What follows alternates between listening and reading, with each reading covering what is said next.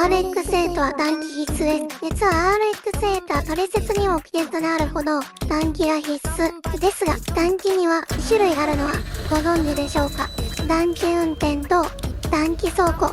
暖気運転はアイドリングのみで暖気をすること。暖気走行は低回転で暖気をすること。最近ではアイドリングで暖気をすると環境にも悪く、エンジン内にゴミを溜めてしまうと言われており、暖気走行が推奨されています。私は指導後すぐにエンストしてプラグかぶりが怖いので、アイドリングで暖気をしています。みんな動きの暖気をやってる？